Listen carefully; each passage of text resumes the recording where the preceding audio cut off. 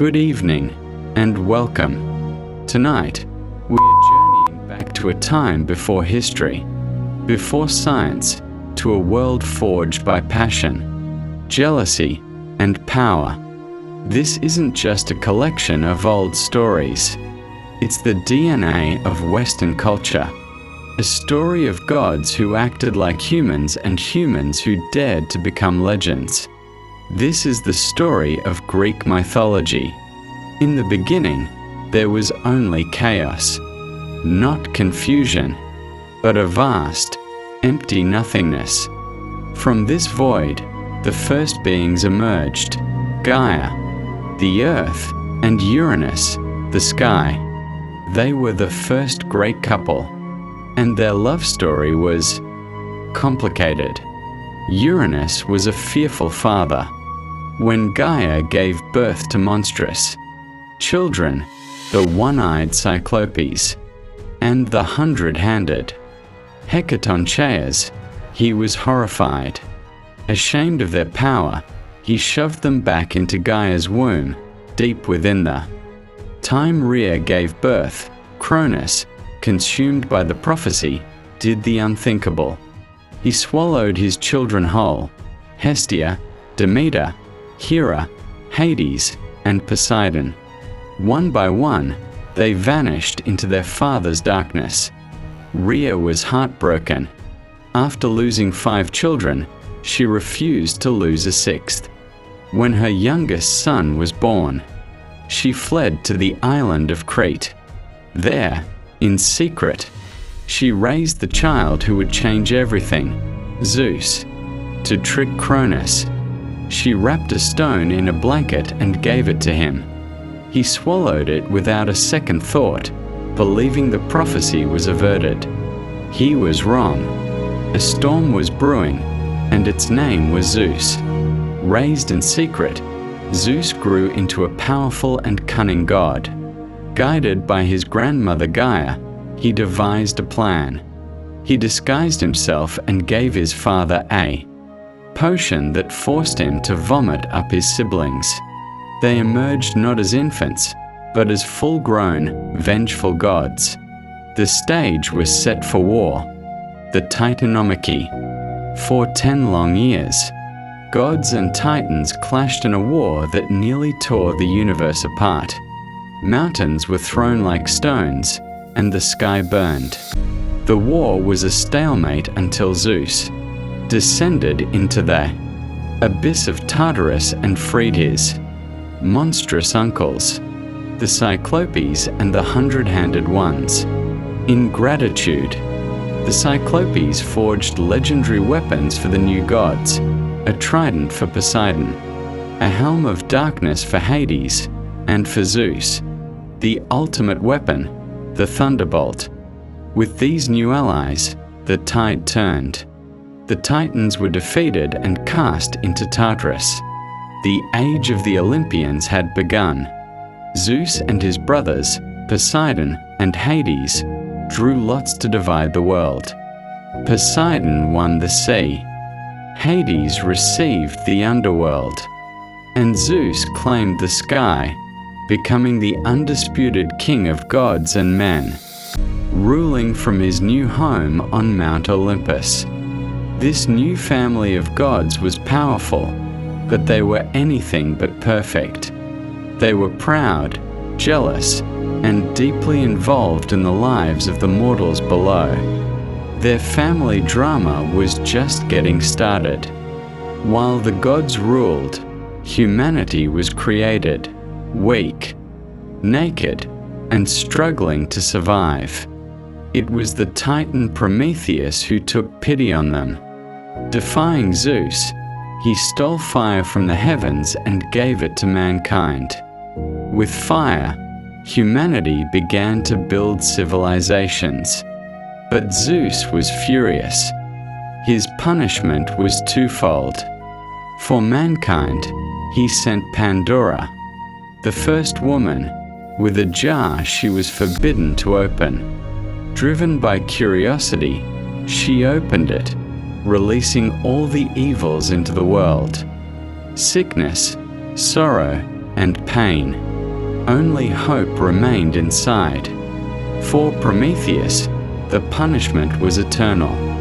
He was chained to a mountain, where an eagle would eat his liver every day, only for it to regrow each night. His crime was compassion.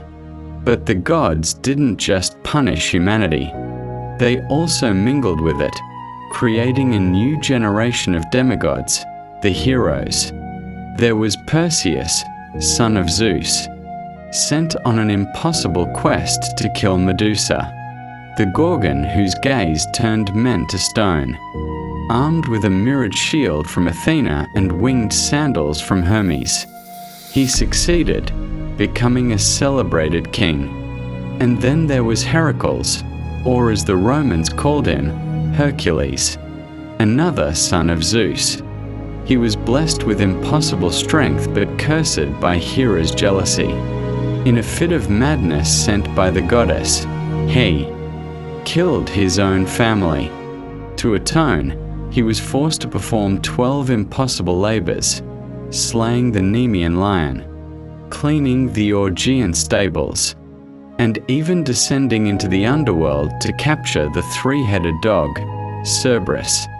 Heracles' story is the ultimate tale of suffering, redemption, and a strength that came from his heart, not just his muscles. These heroes taught humanity that even in a world ruled by gods, courage and resilience could make a mortal legendary. Of all the stories of heroes and gods, one war stands above them all, the Trojan War. It started not with an army, but with a party, and a golden apple addressed to the fairest. Three goddesses, Hera, Athena, and Aphrodite, claimed it. They chose a mortal prince, Paris of Troy, to judge. Aphrodite offered him the most beautiful woman in the world, Helen of Sparta. Paris accepted, and in doing so, sealed his city's fate. Helen was already married to King Menelaus when Paris stole her away to Troy. Every Greek king, bound by an oath, was called to war. 1,000 ships set sail for Troy to bring her back. For 10 years, the Greeks laid siege to the great city. The war was defined by its champions. For Troy, there was Hector, the noble prince fighting for his home. For the Greeks, there was Achilles, the greatest warrior alive, invincible except for one spot, his heel. The war's turning point came when Achilles, angered by his king, refused to fight. The Greeks were decimated until Achilles' best friend, Patroclus, was killed by Hector. Consumed by grief and rage, Achilles returned to the battlefield. He hunted down Hector and killed him in a legendary duel, but his victory was short-lived. Soon after, Achilles was killed by an arrow to his heel. After a decade of failure, the Greeks won not with strength, but with cunning. They built a giant wooden horse, left it as a gift, and pretended to sail away. The Trojans, believing they had won, brought the horse into their city. That night, Greek soldiers hidden inside crept out, opened the gates, and the city of Troy was burned to the ground. The war was over, but for the victors. The journey home would be its own kind of hell. The most famous journey home was that of Odysseus, the clever king who devised the Trojan horse. For his role in the war, he was cursed by the sea god Poseidon to wander for 10 long years. His journey became an epic of survival. He blinded a cyclops, outsmarted the deadly sirens, and even traveled to the land of the dead.